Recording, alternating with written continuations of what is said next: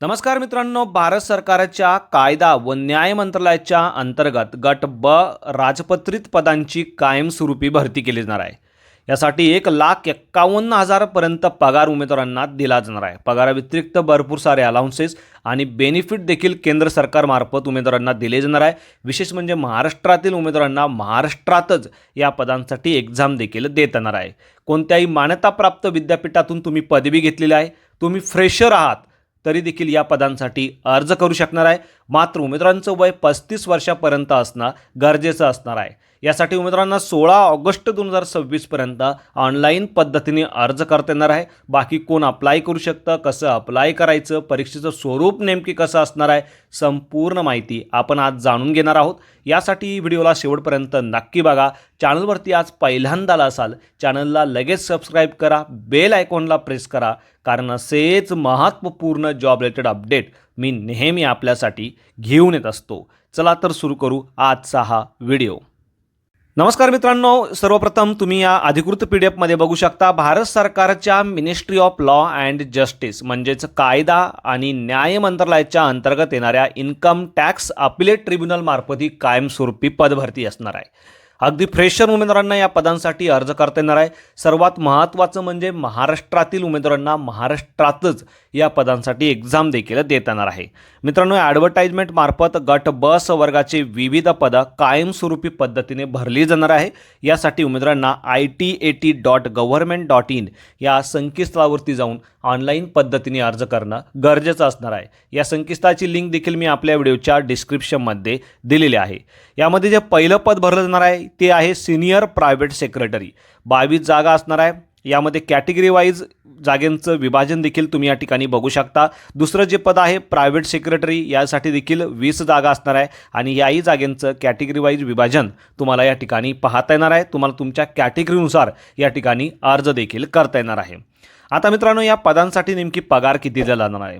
मित्रांनो, यामध्ये पहिलं जे पद आहे सिनियर प्रायव्हेट सेक्रेटरी, या पदासाठी 47,600 ते 1,51,100 या 7व्या वेतन आयोगानुसार पगार उमेदवारांना दिला जाणार आहे. तर प्रायव्हेट सेक्रेटरी या पदासाठी 44,900 ते 1,42,400 या स्केलनुसार हा पगार असणार आहे. या पगाराच्या व्यतिरिक्त सेंट्रल गव्हर्नमेंटमार्फत भरपूर सारे अलाउन्सेस आणि बेनिफिट देखील उमेदवारांना दिले जाणार आहे. आता या पदांसाठी कोणत्याही मान्यताप्राप्त विद्यापीठातून कोणत्याही शाखेतून तुम्ही पदवी घेतलेली आहे, तुम्ही ॲप्लिकेशन करू शकता. या व्यतिरिक्त उमेदवारांकडे 120 वर्ड पर मिनिट इंग्लिश शॉर्टहँडचा आणि कम्प्युटरचं नॉलेज देखील असणं गरजेचं असणार आहे. कोणत्याही अनुभवाची आवश्यकता या पदांसाठी अर्ज करताना नसणार आहे. अगदी फ्रेशर उमेदवारांना देखील या पदासाठी अर्ज करता येणार आहे. एज लिमिट बघू शकता. उमेदवारांचं वय 18 ते 35च्या दरम्यान असणं गरजेचं असणार आहे. यामध्ये SC ST उमेदवारांसाठी वयाची 5 वर्ष, OBC उमेदवारांसाठी वयाची अतिरिक्त 3 वर्ष शासन नियमानुसार सूट दिली जाणार आहे. आता एक्झामिनेशन स्कीम तुम्ही बघू शकता. सर्वप्रथम उमेदवारांची रिटर्न एक्झाम घेतली जाणार आहे. त्यानंतर स्किल टेस्ट आणि सर्वात शेवटी मुलाखत घेऊन पात्र अशा उमेदवारांना नियुक्ती या पदासाठी दिली जाणार आहे. ऑल ओव्हर इंडिया तुमचं एक्झामचं सेंटर असणार आहे. यामध्ये महाराष्ट्रातील उमेदवारांसाठी मुंबई हे एक्झाम सेंटर तुम्ही देऊ शकता. तुमच्या चॉईसनुसार 2 एक्झाम सेंटर तुम्हाला फॉर्म भरतेवेळी देता येणार आहे. यामध्ये मित्रांनो, एक्झामिनेशनची स्कीम तुम्ही बघू शकता. जी रिटर्न एक्झाम तुमची घेतली जाणार आहे यामध्ये 2 वेगवेगळे पेपर असणार आहे. पेपर 1 जो आहे तो जनरल इंग्लिशचा असणार आहे 100 मार्क्सचा. तर पेपर 2 जनरल नॉलेज आणि रिझनिंग्स रिलेटेड प्रश्न तुम्हाला विचारले जाणार आहे. 100 मार्क्सचा हा देखील पेपर असणार आहे. डिटेल माहिती तुम्ही या ठिकाणी बघू शकता. त्यानंतर मित्रांनो, हे पेपर क्वालिफाय केल्यानंतर म्हणजे रिटर्न एक्झाम क्वालिफाय केल्यानंतर पात्र अशा उमेदवारांची स्किल टेस्टसाठी बोलावलं जाणार आहे. 100 गुणांची तुमची स्किल टेस्ट असणार आहे. स्किल टेस्ट जी आहे ती क्वालिफाय नेचरची असणार आहे. ती क्वालिफाय झाल्यानंतर पात्र अशा उमेदवारांना मुलाखतीसाठी बोलावलं जाणार आहे. 75 गुणांचा तुमचा मुलाखत या ठिकाणी घेतली जाणार आहे आणि त्यानंतर पात्र अशा उमेदवारांना नियुक्ती या पदासाठी दिली जाणार आहे. यामध्ये जे रिटर्न एक्झाम तुमची घेतली जाणार आहे त्या रिटर्न एक्झामचे कट ऑफ देखील तुम्ही तुमच्या कॅटेगरीनुसार या ठिकाणी बघू शकता. अशा पद्धतीने कट ऑफ असेल तर तुम्हाला पुढची जी प्रोसेस आहे त्या प्रोसेससाठी या ठिकाणी बोलवलं जाणार आहे. मित्रांनो, या व्यतिरिक्त जे फ्युचरमध्ये जे अपडेट तुम्हाला केंद्र सरकारच्या या कंपनीमार्फत दिले जाणार आहे ते तुमच्या ईमेल ॲड्रेसमार्फत दिले जाणार आहे. त्यामुळे जो ईमेल ॲड्रेस, मोबाईल नंबर तुम्ही फॉर्म भरतेवेळी देणार आहे तो अचूक देणं आवश्यक असणार आहे.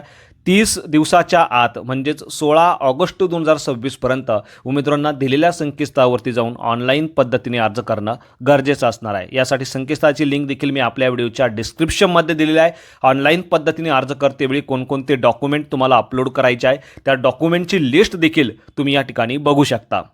यासाठी या PDF ची लिंक देखील मी आपल्या व्हिडिओच्या डिस्क्रिप्शनमध्ये दिलेली आहे। मित्रांनो, जॉईनिंग केल्यानंतर 2 वर्षाच्या कालावधीसाठी तुमचा प्रोबेशन पिरियड असणार आहे। या काळात जर तुमचं काम समाधानकारक असेल तर अशा उमेदवारांना लगेचच केंद्र सरकारमार्फत या पदांसाठी परमनंट केलं जाणार आहे। बाकी संपूर्ण डिटेल्स तुम्ही या ठिकाणी बघू शकता। जे उमेदवार गव्हर्नमेंटमध्ये ऑलरेडी वर्किंगमध्ये आहेत आणि अशा उमेदवारांना जर अर्ज करायचा असेल तर नो ऑब्जेक्शन सर्टिफिकेट देखील जोडणं बंधनकारक असणार आहे। डॉक्युमेंट व्हेरिफिकेशन म्हणजेच कागदपत्र पडताळणीला तुम्हाला ते घेऊन जाणं गरजेचं असणार आहे। बाकी अर्ज करतेवेळी जर तुम्हाला काही अडचण येत असेल तुम्ही मला कमेंटमध्ये विचारू शकता। व्हिडिओ आवडला असेल तर व्हिडिओला नक्कीच शेअर करा। चॅनलवरती आज पहिल्यांदा असाल चॅनलला लगेच सबस्क्राईब करा, बेल आयकॉनला प्रेस करा, कारण असेच महत्त्वपूर्ण जॉब रिलेटेड अपडेट मी नेहमी आपल्यासाठी घेऊन येत असतो। So thank you for watching.